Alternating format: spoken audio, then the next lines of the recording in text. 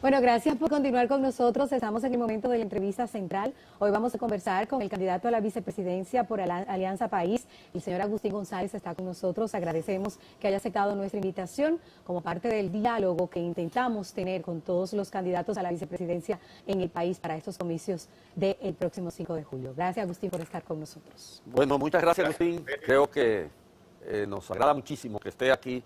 Digamos que tú eres, eso iba a decir, eso es lo que, digamos que tú eres una avis rara en la candidatura a la presidencia, porque casi todos se han decantado por elegir una mujer. Y en tu caso y en la decisión del candidato a la presidencia, Guillermo Moreno, hubo una selección de un hombre, no fue igual a los demás. Pero hay 6 candidatos presidenciales y hay 3 que llevan hombres y 3 mujeres. Hay paridad de género ahí. Bueno, pero por los principales partidos, los que aparecen en las encuestas, usted es el único hombre de los 4 principales. Así es. Eso sí, eso sí. Bueno, me gustaría saber qué haría un vicepresidente de Guillermo Moreno en un gobierno hipotético que Guillermo Moreno encabezaría. ¿Cuál sería el programa vicepresidencial? Si estaría solo subsumido a las decisiones del Ejecutivo o si tendría por su cuenta algún tipo de iniciativas relativas al proceso del desarrollo en la República Dominicana. Bien, yo pienso que un vicepresidente de la República no debe ser una figura decorativa, aunque debe estar sujeto a los mandatos del presidente de la República y al programa de gobierno que ese presidente levante. El vicepresidente, en base a su experiencia, en base a sus conocimientos, su expertise, debiera ocupar una posición ejecutiva o asignársele unas funciones ejecutivas determinadas. A mí me parece que el ensayo que hubo en el gobierno de Hipólito, por ejemplo, donde la doctora Milagros Ortiz Bosch ocupó en ese momento se llamaba Secretaría de Educación, fue un buen ensayo. Eso fue un buen ensayo. De manera que a mí me gustaría ejercer una función más allá de la simple vicepresidencia de la República. Agustín, Alianza País en los últimos años, según las mediciones, ha ido descendiendo con relación a la cantidad de seguidores. Hasta el momento ustedes están teniendo 1 punto y pico del favor del electorado, según las mediciones de las encuestas más creíbles. ¿Qué ustedes opinan de eso? Bueno, las encuestas miden preferencias, miden una vocación del electorado hacia un partido u otro en un momento determinado, en un momento muy específico. Es un fenómeno muy conocido en la República Dominicana, el hecho de la polarización. Siempre se da una polarización. Mucha gente que es partidaria nuestra posiblemente emita el famoso voto de castigo, o sea, el voto en contra. Y eso nos desfavorece, lamentablemente nos desfavorece. La gente se inclina por lo blanco o por lo negro, cara o cruz. Es una mentalidad típica del electorado dominicano. Pero bueno, uno se pregunta muchas cosas en relación con el avance de las posiciones políticas que cuestionan más el sistema en la República Dominicana. Ha habido otros países en el continente en los cuales estas ideas han prendido a raíz del fracaso de los programas institucionales, a raíz del fracaso de las políticas económicas, del desempleo, de la corrupción. Y de todos estos elementos hemos tenido en la República Dominicana, los hemos tenido a borbotones. Y sin embargo uno nota que las ideas progresistas como que tienen dificultades para avanzar, más allá de la polarización, porque la polarización la conocemos y sabemos que uno no le hace discursos de deseo a las realidades políticas de este país y que tiene que interactuar con las leyes de la realidad. Pero uno nota, así como una frustración, como que hay algo que falla porque las ideas progresistas no avanzan y las posiciones más cuestionadoras del régimen del status quo tampoco prenden. Estoy de acuerdo, Andrés. Hay una contradicción. Por ejemplo, con la Marcha Verde, las ideas progresistas se expresaron. En la Plaza de la Bandera, las ideas progresistas se expresaron, pero no necesariamente esas ideas progresistas se manifiestan en votos por el fenómeno de la polarización. Pero también los niveles de conciencia de la población dominicana no son necesariamente tan elevados. Yo me manejo en ambientes hasta universitarios, donde tú te encuentras con catedráticos que tienen grandes confusiones en relación a la política dominicana, en relación al futuro, en relación a las ideas progresistas, a las ideas alternativas, cuando no debiera ser, porque estamos hablando de un ambiente donde hay un juego de las ideas a un nivel bastante elevado, como es el caso de las universidades, las instituciones de educación superior.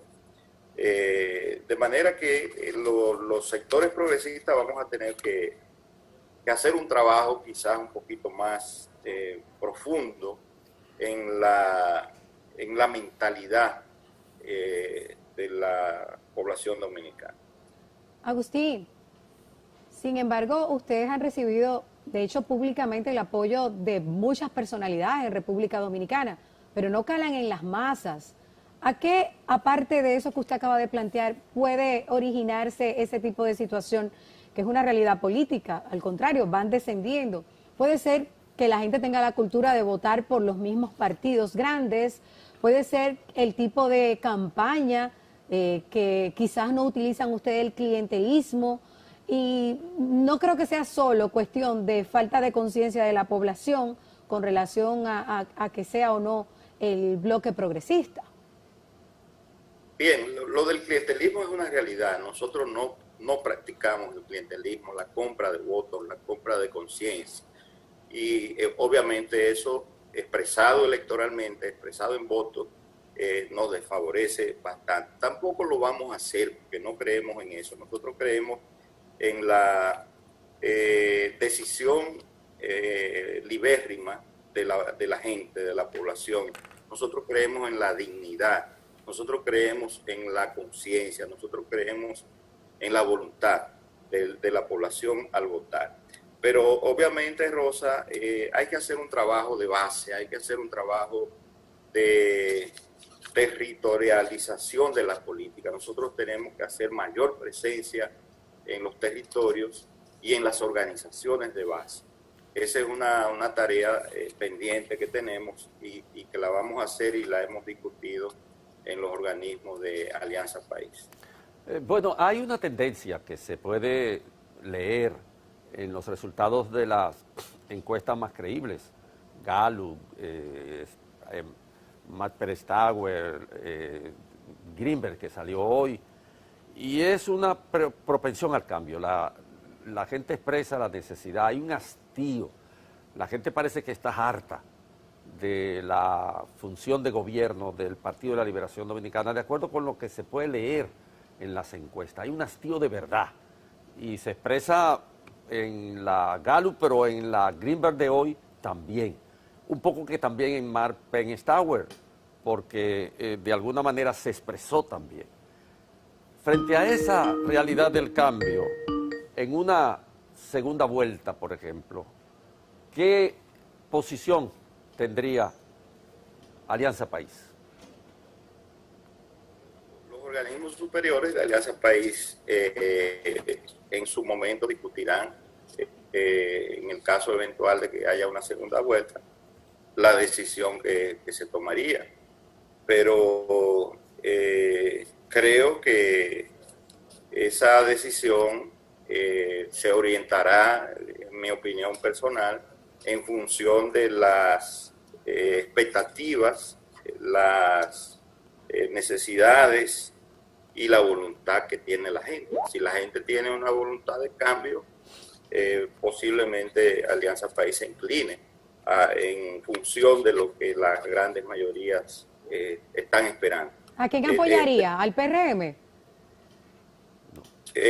Obviamente que sí. Obviamente que sí. Agustín, con relación al clientelismo, todo lo que ha ocurrido con la pandemia, que mucha gente la ha capitalizado para ganar adeptos, y también los recursos que utilizan los candidatos de los principales partidos para hacer campaña. Por ejemplo, en el día de ayer ya la Junta ha recibido 1.000 millones de pesos para entregarlo a ustedes los partidos para hacer esa campaña. Hábleme un poquito de cómo la utilizan el PLD, el PRM, el Reformista, el PRD y cómo utilizan esos recursos los de Alianza País. Bueno, lo primero que hay que decir es que Alianza País, por no ser un partido mayoritario, recibe mucho menos recursos que los partidos tradicionales. Son muy escasos recursos los que recibe Alianza País. ¿Cuánto les toca a ustedes de esos 1.000 millones? No tengo el cálculo preciso, pero nosotros estamos, acuérdese que los recursos de la Junta Central Electoral se dividen en 3 partidas. Hay un 80% los que pasan del 5 que queda orientado a los partidos mayoritarios, los que sacaron 5 o más por ciento en las pasadas elecciones. De ese 20% restante, entonces se distribuye un 12% a los partidos que obtuvieron entre 1 y 5%, y el 8% restante a los que obtuvieron menos del 1%. Entonces habría que hacer los cálculos matemáticos para ver cuánto nos tocaría. ¿Pero en qué ustedes lo utilizan, ese dinero? Bueno, nosotros lo utilizamos en publicidad y promoción, lo utilizamos en capacitación, hay gastos, por supuesto, administrativos.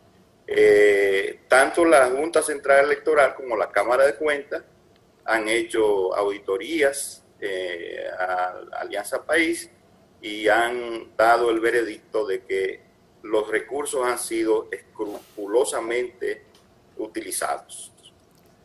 Bueno, en lo que respecta a la práctica política de este país, Agustín, yo quería preguntarte, en las modalidades que se han dado en estas elecciones, hay variables, o sea, hemos visto el tipo de proselitismo que hace el candidato oficial, que tiene prácticamente una empresa privada que produce productos, salchichón Gonzalo, gas Gonzalo, agua Gonzalo, pan Gonzalo, en fin, hay toda una mercadología con la cara y la marca del candidato. Y por supuesto también en alguna medida los integrantes del partido mayoritario de la oposición han tenido que hacer acciones remediales de tipo clientelar con sus prosélitos, buscando no quedarse fuera de una actividad que es clientelar, pero que políticamente tiene algún resultado dada la situación económica de la mayoría de los habitantes de la República Dominicana. ¿Ustedes por cuál de esas prácticas se han decantado? ¿Qué han hecho en términos proselitistas para lograr impactar, llegar a la gente, hablar de sus problemas, etcétera, etcétera? ¿Cuál ha sido su práctica, la práctica de Alianza País? Muy bien, nosotros hemos constituido lo que llamamos redes solidarias. Alrededor de cada uno de nuestros candidatos a senadores y a diputados, ellos han creado redes solidarias y a través de esas redes solidarias han llegado a la gente buscando donaciones y con esas donaciones entregándoselas a la gente. Donaciones de mascarillas, de guantes, de medicinas, de alimentos. Muchos candidatos han obtenido muy buenas donaciones y otros, por supuesto, quizás no han tenido la mejor suerte en esta búsqueda de recursos. Pero nunca en esas reparticiones que hemos hecho hemos utilizado la simbología partidaria. que es lo que hace el candidato oficial cuando etiquetan todas esas donaciones con su nombre y la pretensión de su cargo a la presidencia de la República. Agustín, vamos a hablar un poquito de todo lo que tiene que ver con la estructura, el montaje de las elecciones del próximo 5 de julio. La sentencia del Tribunal Superior Electoral ratifica lo que ya dice la ley de la cantidad de delegados por partidos políticos que deben de participar en cada uno de los colegios. Hablamos de que estamos en medio de una pandemia. Va a haber 12, 13, 14, 15, quizás hasta 16 representantes en algunas demarcaciones y en colegios de los distintos partidos políticos, más 4, 6 miembros de lo que tiene que ver con el montaje oficial por parte de la Junta Central Electoral, funcionarios de esas mesas. ¿Usted está de acuerdo con este tipo de cantidad de personas en una sola habitación, más la cantidad de votantes que vaya entrando, como estamos nosotros tan vulnerables con la pandemia? Son 6 candidatos presidenciales. Yo soy partidario de que haya delegados por los partidos de estos candidatos presidenciales.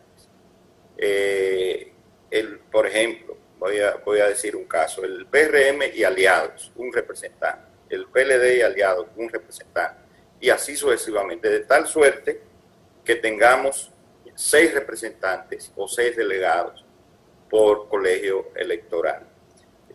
Y más el personal ya de la Junta Central Electoral, el personal que está en las mesas. Yo pienso que la gente ha ido a los supermercados, la gente ha ido a las farmacias, a las estaciones de combustible, y la gente, y hemos visto reparticiones del candidato oficial donde no se ha guardado para nada la normativa del distanciamiento social. Para nada se ha guardado esa normativa.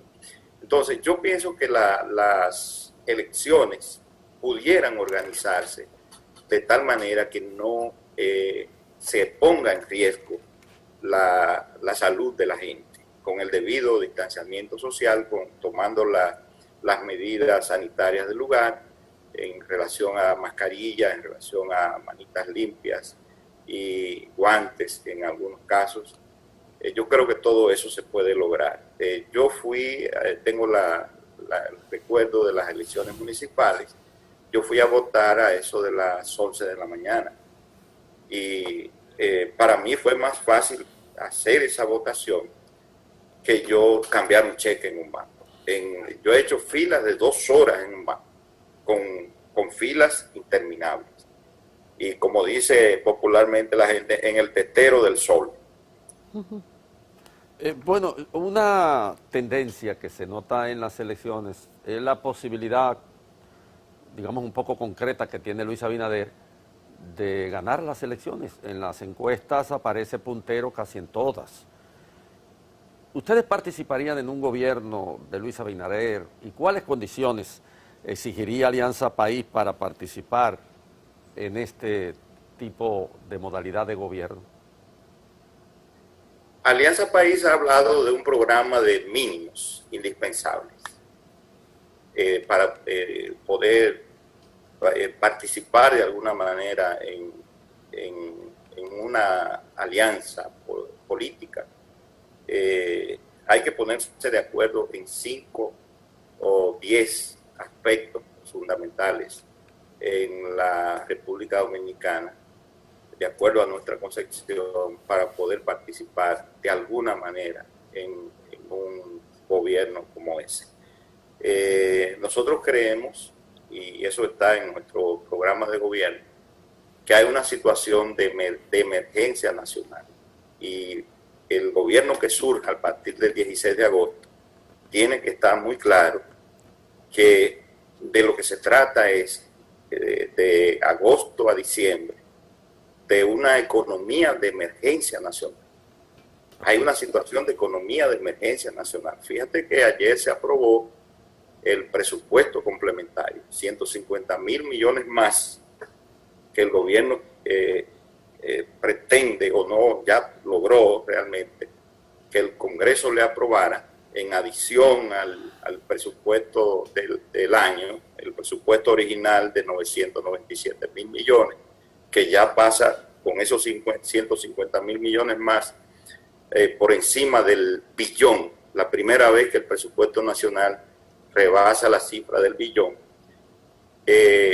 sencillamente para saldar y cubrir todos los gastos e inversiones que ha tenido que hacer el gobierno en los meses de pandemia. Pero la presunción que tenemos es que eso abarca solamente hasta que el gobierno salga, es decir, hasta mediados de agosto.